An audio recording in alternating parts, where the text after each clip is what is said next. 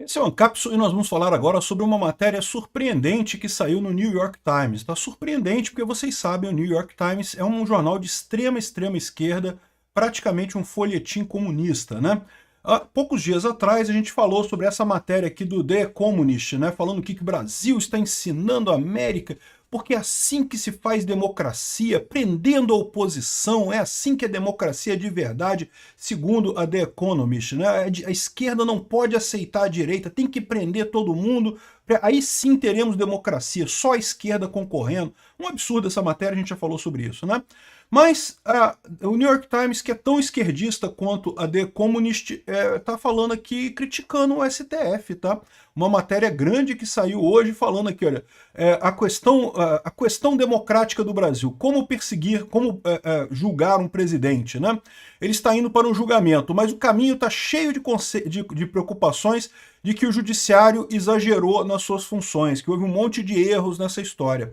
Me pareceu uma colocação bastante razoável. É lógico, como jornal esquerdista, ele continua achando que Bolsonaro tentou o golpe, coisa e tal, coisa que não tem nenhuma evidência disso, mas está apontando para aquele ponto que eu falo para vocês, que teve muito erro nesse julgamento do Bolsonaro. Muita coisa foi feita às pressas, muita coisa foi cortada do devido processo legal. A própria velocidade do julgamento é um negócio que depõe contra o ponto do direito, né? Ou seja, deixa claro que é um julgamento com conveniência eleitoral para evitar que Bolsonaro tenha influência nas eleições ano que vem.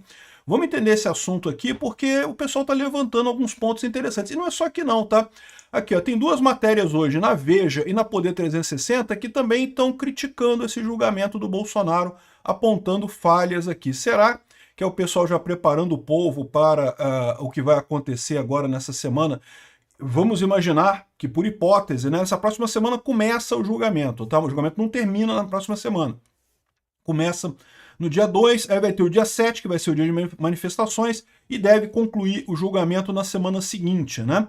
E a esquerda está achando que vão ganhar de 4-1, vai ser só o Fux votando ao contrário, né? E eu estou dizendo para vocês que eu acho que vai ser 3-2 a favor do Bolsonaro. Mas vamos ver o que vai acontecer. Essa notícia foi sugerida por Mais Apavorado que o Xandão, Bombado da Voz Fina e várias outras pessoas. Obrigado aí ao pessoal que sugeriu notícias lá no nosso site, no visãolibertaria.com. E obrigado a você que está assistindo o nosso vídeo. Se você gosta do nosso conteúdo, por favor, deixe o seu like, se inscreva aqui no canal, né?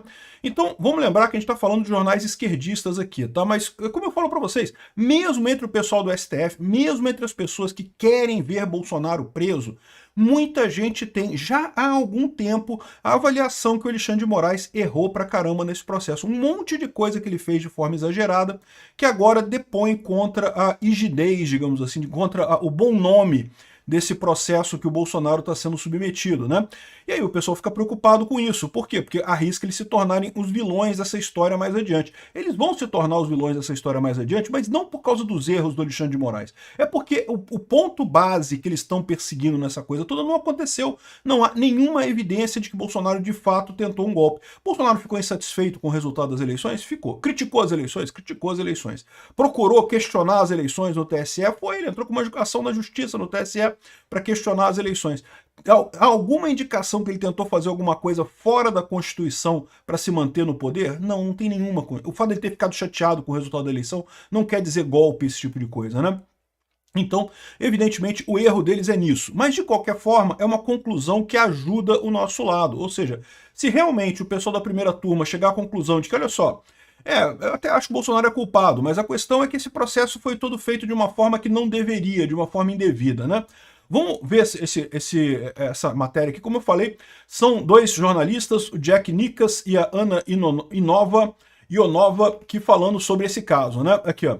Muitos brasileiros e muitos americanos vigiando de longe vê esse momento como um triunfo da democracia, né? O Brasil emergiu de uma ditadura brutal apenas 40 anos atrás e havia o risco... Então, de novo, o que eu falei para vocês, eles acham que Bolsonaro ia dar um golpe mesmo, né? Porém, isso tem deixado o Brasil com uma visão de uma série de questões sobre a democracia que ele está buscando proteger. E essas questões começam exatamente com a Suprema Corte Brasileira. Ou seja, aquilo que eu falei para vocês, a Suprema Corte Brasileira fez um monte de coisas absurdas para tentar tirar Bolsonaro a qualquer custo do poder, né? Ao longo dos últimos 6 anos, a corte deu a si mesma poderes extraordinários para confrontar aquilo que era vista como uma ameaça extraordinária do Bolsonaro e seus ataques às instituições. Pela primeira vez, a corte podia lançar e liberar suas próprias investigações, dizendo, e mesmo quando as vítimas eram a corte ela mesma. O que não preciso dizer, que isso é um absurdo do ponto de vista jurídico, né? Todo juiz, quando é a vítima num caso, deveria se abster de julgar aquilo ali. Sempre existe outro juiz capaz, né? O julgamento poderia ter sido na primeira instância, poderia ter sido no STJ, poderia ter sido num monte de lugar. O STF, no momento que, se vendo como vítima de um eventual ataque do Bolsonaro, quis julgar esse ataque, é totalmente inválido isso, né?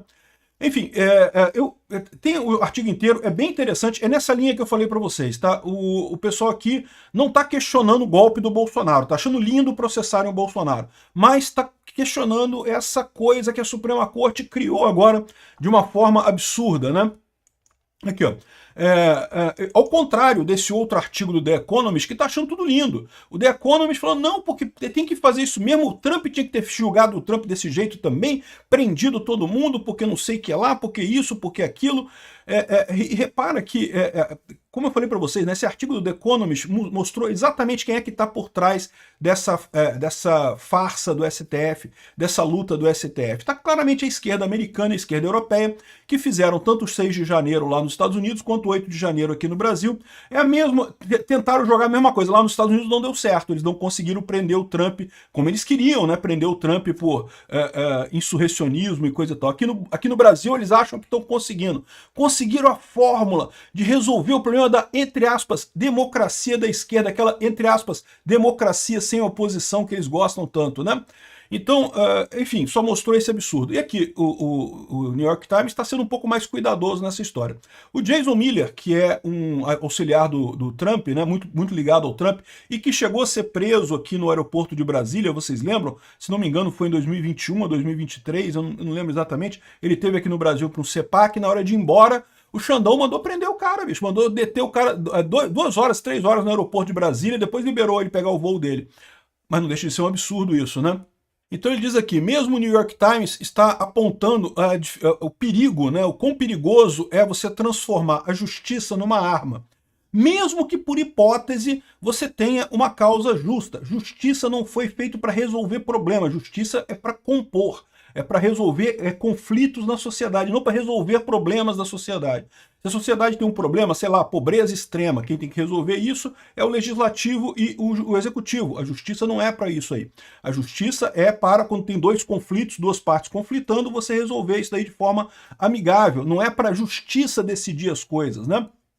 Então, ele está falando aqui que a visão, como eles contaram aqui no início do artigo, né? Eles viram que o Bolsonaro estava querendo dar um golpe, aí tiveram que fazer isso para controlar Bolsonaro e não sei o que lá. Só que isso é o que eles estão falando, mas não deveria ser isso a justiça não deveria agir dessa forma, né? E aqui, ó, o Alexandre de Moraes ordenou buscas e apreensão, censurou contas online, bloqueou redes sociais, em alguns casos prendeu pessoas sem julgamento. Esse negócio de prender pessoas sem julgamento, você sabe que lá nos Estados Unidos isso é considerado grave. Aqui no Brasil é normal, né? Prisão preventiva é lixo aqui no Brasil. Qualquer um é preso preventivamente aqui. Mas no mundo civilizado, prisão preventiva é uma medida extrema, né? É uma coisa que realmente só em último caso que a pessoa é presa antes do julgamento, né? E lá nos Estados Unidos, e realmente um monte de gente foi preso aqui no Brasil. Mais do que isso, o Alexandre de Moraes tentou prender o Alan dos Santos e o Oswaldo Eustáquio no exterior, alegando que eles teriam dado um golpe no Brasil por ter feito tweets, né? Uma coisa absurda. É uma direção autoritária e perigosa para a Suprema Corte do Brasil, né? O Walter Maierovitch, que é um jurista que escreve para o UOL, e é esquerdista pra caramba, tá? Ele é um cara que já criticou o Alexandre de Moraes várias vezes, né? Lá pelo final do ano passado, muitos oficiais brasileiros, juristas e advogados constitucionais estavam levantando preocupações que o STF e o Alexandre de Moraes não tinham responsabilidade, né, não tinham a contabilidade e se recusavam a abrir mão dos seus poderes expandidos.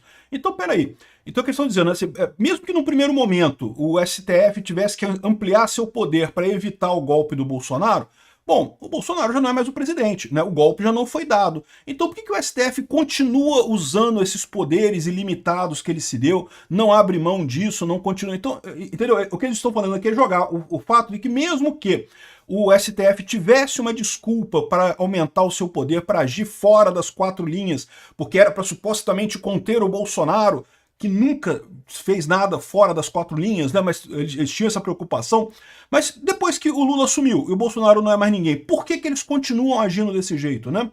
E 3 das 5 juízes da Suprema Corte que estão vendo esse julgamento precisam votar para condenar o Bolsonaro. Esse painel inclui o Alexandre de Moraes, que certamente vai votar pela condenação, e 2 juízes que foram ministro da Justiça do Lula e o terceiro, o ex-advogado pessoal do Lula. Ou seja, como esperar que Bolsonaro tenha um julgamento justo nessa situação? Evidentemente, não há nenhuma possibilidade disso, né?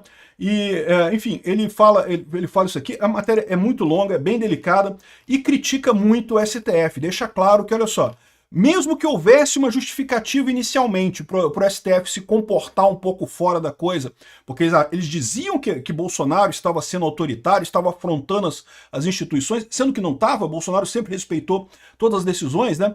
Mas mesmo que houvesse isso, não há justificativa para manter isso depois. Por que então continuam perseguindo o cara, né? Qual que é a lógica disso, né? E ainda coloca essas últimas decisões do Alexandre de Moraes, né, justamente como uma espécie de coisa sem justificativa. Por que prendeu o Bolsonaro? Porque o cara ligou para o filho dele durante uma manifestação, né? Ficou uma coisa complicada. Eles dizem aqui que os brasileiros estão divididos, fala da pesquisa da Quest, sendo que a verdade é que a pesquisa da Quest a gente sabe que é uma exploração do caramba, querendo prejudicar Bolsonaro pra caramba, né? Enfim, essa é a situação, uma matéria muito, muito sensível, muito apontando o dedo para o STF, né, muito crítica do STF, o que é uma coisa positiva no final das contas, contrabalançando essa matéria aqui do The Communist, que falou que não, que é uma maravilha, que bom, tem que prender gente da direita mesmo, todo mundo da direita tem que ser presa para a esquerda poder fazer a democracia sem oposição dela, né? E olha só, e não é só o New York Times que está falando isso não, tá aqui a Veja está falando aqui, as pistas que animam a defesa de Bolsonaro e companhia à véspera do julgamento. E aí levanta os pontos que o Fux já questionou ao longo do julgamento, né, e que talvez ele possa trazer no voto final dele, e seu voto dissonante, na visão da Veja, vai ser 4-1, ou seja, vai ser o Fux absolvendo o Bolsonaro e os outros 4 condenando o Bolsonaro. O Bolsonaro seria condenado nesse caso. Mas eu falei para vocês, essa era a minha visão também antes desses eventos que aconteceram nos últimos dias. Se você me perguntasse há 2 meses atrás, eu diria para você que eu não tenho dúvida nenhuma que Bolsonaro vai ser condenado. Não porque mereça, não deveria ser condenado, esse processo todo é um absurdo, mas vai ser condenado, né? Agora eu já não tenho tanta certeza, tá? O pessoal tá falando tanto aqui, tá levantando os pontos aqui, né? O fato de que não teve nenhuma indicação que o Bolsonaro teria dado qualquer aval ao golpe de Estado.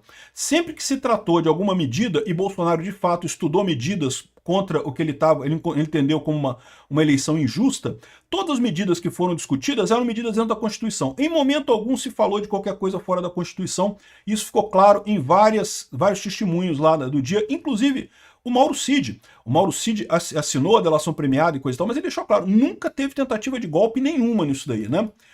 Aí tem outras coisas que eles falam aqui sobre a ordem de Bolsonaro para o quebra-quebra no dia 8 de janeiro. Não teve, Bolsonaro não teve nada a ver com isso. Né? Enfim, um monte de coisa que eles estão colocando aqui que chama atenção, né? Mais uma matéria crítica na Veja, criticando o julgamento do STF. Ok, que na visão da Veja vai ficar 4-1 com o Fux divergindo. Eu não sei não, eu diria que arrisca ter no mínimo 3-2 contra o Bolsonaro, mas eu acho que ainda cabe um 3-2 a favor do Bolsonaro, tá? Eu acho que dá para trazer a Carmen Lúcia e o Zanin também. O Dino não vejo esperança. O Alexandre de Moraes, evidentemente, também que vai votar pela condenação do Bolsonaro. Agora, do jeito que o pessoal tem colocado, né, para você ver, o fato que o Zanin não quis fazer a ofensiva contra a Magnitsky do Alexandre de Moraes, mostra que ele está meio que preocupado com esse negócio. Ele já está na turma do pessoal que está vendo que o Alexandre de Moraes está exagerando nessa história toda, tá pegando pesado nisso daí, tá errado, né? Outra coisa interessante foi essa matéria aqui do Márcio Ait, criticando justamente a questão da mudança de jurisdição do STF que permitiu ele julgar o Bolsonaro. Porque, veja, Mesmo que tivesse, por hipótese, né, um golpe de Estado, uma tentativa de golpe de Estado, quem deveria julgar o Bolsonaro seria a primeira instância. O Bolsonaro não é mais presidente, ele não tem mais o foro por prerrogativa de função, né? No caso dele, você tem um cidadão comum, cometeu um crime, se julga na primeira instância. Isso teria uma série de vantagens. Primeiro, que Bolsonaro teria amplo acesso à defesa e a segundo grau de jurisdição, poderia ter um monte de etapas na justiça até chegar no STF. O fato do STF ter mudado uma jurisprudência, que era recente aqui, ó, em 12 de abril de 2024, o plenário do STF chegou a uma maioria de votos para virar completamente do avesso a sua jurisprudência consolidada, estabelecendo que autoridades com foro especial continuariam sendo julgadas diretamente pelo tribunal, mesmo após o término dos seus mandatos. Ou seja, a jurisprudência anterior dizia que se o cara deixou de ser presidente, o processo vai para a primeira instância e acabou, e é a primeira instância que se vira com o cara não é mais presidente, não tem mais foro por prerrogativa de função, não tem mais que ser julgado no STF, né? Aqui, ó. Isso é uma coisa importante, tá? Isso é uma coisa muito importante. Os 6 primeiros ministros que votaram e consolidaram a maioria para essa guinada jurisprudencial não decidiram no vácuo. Ele já estava com algumas decisões, algumas investigações em cima do Bolsonaro, que eles poderiam deixar para a primeira instância. Se o Bolsonaro é culpado, a primeira instância vai decidir, pô. São juízes também, têm interesse. E, aliás, eu diria que muitos juízes são de esquerda, então teriam a tendência a decidir a favor ou contra Bolsonaro, no caso. Ele teria vantagem só de poder recorrer para outros juízes depois, né?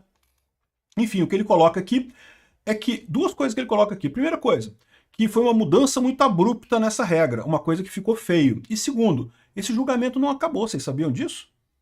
O julgamento teve a maioria para decidir que a jurisprudência, o STF continuaria julgando o caso do Bolsonaro, mas ainda não concluiu. Em tese, você sabe que até concluir um julgamento, as pessoas podem mudar seus votos, né? E isso poderia ser feito muito rapidamente. Mas enfim, ele está mais uma vez aqui criticando o STF por esse julgamento casuístico, está deixando muito claro que é uma coisa política. Está ficando claro para todo mundo que o pessoal quis tirar o Bolsonaro no tapetão, na mão grande, sem ter nenhum motivo para isso, sem ele ter quebrado nenhuma regra, né? E, bom, o que é significativo dessas matérias todas criticando o STF às vésperas do julgamento, né? Começa a semana que vem o julgamento do Bolsonaro, dia 2 já começa o julgamento, né?